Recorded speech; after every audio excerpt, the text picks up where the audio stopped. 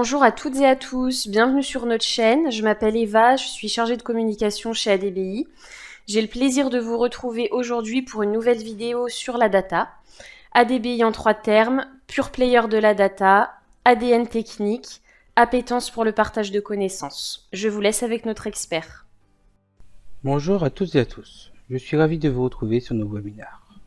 Je m'appelle Cyril Coupe et je travaille dans le domaine de la data depuis plus de 13 ans. Nous avons vu ensemble il y a plusieurs semaines la vulgarisation des termes ETL et ELT à travers une démonstration avec des smoothies. Mais ce n'était pas très explicite, je vous propose d'être plus concret aujourd'hui et d'utiliser Talend pour faire des développements pour illustrer ces paradigmes de développement. Avant de commencer à travailler sous Talend, je vous propose de nous rafraîchir la mémoire. Que veulent dire ETL et ELT? Que ce soit l'un dans l'un ou dans l'autre, le terme E se rapproche du terme extract pour la récupération de la donnée. La lettre T se rapproche du terme transform pour les transformations. Et enfin, la lettre L se rapproche du terme load pour la mise à disposition des données à un tiers. Comme nous l'avions vu lors de la vulgarisation, la différence entre l'ETL et l'ELT réside en qui fait la transformation. Est-ce que c'est l'outil dans son langage propre ou est-ce que c'est un tiers, une base de données ou un cluster par exemple? Premier exercice, travaillons ensemble des données en base pour filtrer les prénoms des visiteurs pour n'avoir que les prénoms qui commencent par C. Première solution est d'utiliser le composant tfilterRow qui permet de filtrer les lignes. Nous utilisons tfilterRow, nous allons voir dans le composant, nous pouvons voir que dans le composant, dans le mode avancé, nous vérifions que le prénom est valorisé et nous vérifions que le prénom commence bien par la lettre C en mode Java. Deuxième solution, c'est d'utiliser le tmap, le composant le plus utile pour tout ce qui est mapping dans Talend. Au même titre que le tfilterRow, nous devons utiliser une syntaxe Java qui va permettre de vérifier que le prénom est bien valorisé et qu'il commence par la lettre C. Une troisième solution serait de relier directement le composant TDBinput au composant de sortie. Mais dans ce cas, comment spécifier le filtre? Pour répondre à cette question, je vous propose de regarder les propriétés de ce composant. Il y a plusieurs propriétés qui permettent de se connecter à la base de données. Nous devons également spécifier le nom de la table. Et enfin, nous avons une requête SQL. Nous pouvons donc modifier cette requête SQL pour ajouter notre filtre directement dans celle-ci. Je vous propose à présent de vérifier l'exécution. Nous pouvons voir que la première solution a lu 100 000 lignes et a traité 6497 lignes. La deuxième solution, toujours 100 000 lignes et 6497. La dernière solution, 6497 lignes sont lues directement. En ouvrant le fichier, nous pouvons vérifier que seuls les prénoms qui commencent par C ont été sélectionnés comme Capucine, Clémence, comme Camille, Candice. D'après vous, le tfilterRow utilise le paradigme de développement ETL ou ELT? Qu'en est-il pour le composant tmap?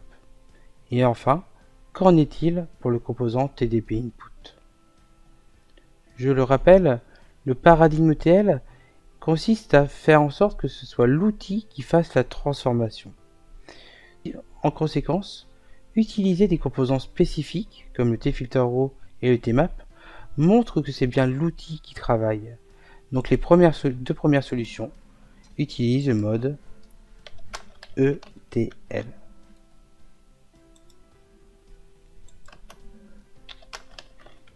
Mais qu'est-ce qui s'est passé dans la troisième solution? Est-ce que c'est Talend qui a fait la transformation? Non, c'est bien la base de données qui a été directement sollicitée pour faire le filtre. Donc la transformation a été déléguée à un tiers. La troisième solution utilise donc le mode ELT. Je vous rappelle également les 3 critères de différenciation entre l'ETL et l'ELT.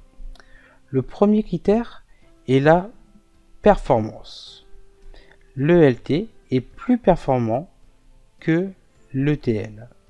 La preuve en est que notre premier tfilter row a duré 3,76 secondes, le tmap 1,75 secondes, et nous pouvons constater que le ELT a traité le problème en 0,2 secondes. Ça paraît logique étant donné que même si je suis en local sur mon poste, il y a eu un temps de connexion à la base de données, mais également de transition des lignes à travers le réseau. Effectivement, nous avons, dans les deux premiers exemples, traité 100 000 lignes pour n'en sélectionner que 6497, alors que la troisième solution nous a permis de traiter directement les 6497, donc d'être plus performant. Nous avons déjà évoqué les explications également pour le deuxième critère qui sont la volumétrie. Il est dommage de devoir traiter 100 000 lignes en entrée pour en fait en traiter que 6497. Autant le faire au plus tôt. Le troisième critère est la complexité des transformations. Dans cet exemple, la complexité des transformations est très simple. C'est simplement un filtre. Et heureusement, et Java et SQL permettent de faire ce filtre correctement. Deuxième exercice, nous allons complexifier un peu le filtre que nous allons faire. Nous allons partir des patients pour lesquels nous allons vérifier le numéro de sécurité sociale. Et nous allons regarder tous les numéros de sécurité sociale qui sont incorrects. Nous pouvons voir que le code est très rapide dans Talend, étant donné que nous avons choisi d'utiliser une routine qui a permis de fiabiliser le développement. Je ne sais pas si vous le savez, les deux derniers chiffres de votre numéro de sécurité sociale dépendent des premiers caractères. Donc nous avons une routine, une fonction Java qui permet de tester si un numéro de sécurité sociale est correct par rapport à l'attendu. Pour cela, tout un algorithme est utilisé et nous retournons le résultat résulte vrai ou faux suivant le résultat de la clé calculée en fonction du NIR. Ça serait tout à fait possible à faire en SQL, mais ça serait très compliqué et très lourd à maintenir. De plus, ça ne serait pas réutilisable. Effectivement, si on devrait modifier la requête directement dans Talend, il faudrait faire un algorithme imbriqué dans la requête, et si un deuxième job devrait refaire la même vérification, il faudrait recréer la même requête SQL. Vous pourriez me dire, autant utiliser une fonction PLSQL, mais une fonction PLSQL revient à faire un peu en mode ETL. C'est une sorte de langage de programmation embarqué dans la base de données. Donc il faut bien comprendre que l'ELT, lorsqu'on parle de l'ELT, c'est les fonctionnalités de base, natives et très basiques qu'elle propose. Troisième exercice serait d'appeler un web service pour avoir les informations de latitude et de longitude. Nous pouvons regarder, par exemple, on récupère un ensemble de magasins pour lesquels nous pouvons appeler un web service pour vérifier avec le code INSEE quelle est la latitude et la longitude. Donc ici, nous pouvons vérifier que la latitude et la longitude ont été valorisées à partir de l'extract JSON qui permet de parser le résultat du web service. J'avais déjà pré-exécuté le job.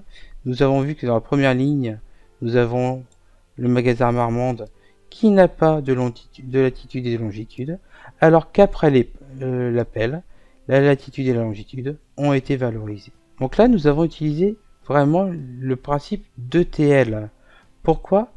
Pour différentes raisons. Première raison, il aurait été très difficile, voire impossible, d'appeler le web service à travers le SQL. Il faut savoir que sur le marché, il y a une base de données qui permet de le faire, mais c'est en fait un module supplémentaire qui apporte une notion d'ETL à cette base de données. Et par la suite, même si nous aurions pu, par miracle, appeler un web service, il aurait fallu parser le JSON. Tout ce fonctionnement, vous le concéderez, n'est pas possible en SQL basique. Par contre, il y a une utilité de l'ELT qui a été imbriquée dans ce job.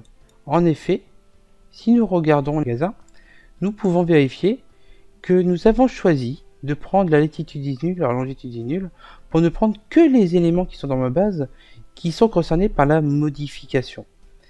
Donc j'ai bien fait une partie de TL et une partie de LT. Comme nous l'avions vu lors de la vulgarisation, ces deux paradigmes sont totalement complémentaires. J'espère que j'ai pu vous démontrer l'utilité de ces paradigmes de développement à travers ces trois exemples très simples. Nous restons bien sûr à votre disposition pour toute question.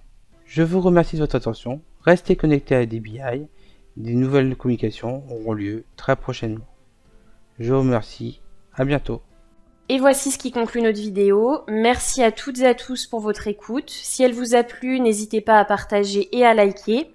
Vous pouvez aussi vous abonner à notre chaîne YouTube et visionner toutes les vidéos précédentes. Nous restons à votre écoute et vous pouvez nous contacter via commercial@adbi.fr pour toute question commerciale, rh@adbi.fr pour nous rejoindre et contact@adbi.fr pour toute autre question. Restez connectés et à bientôt.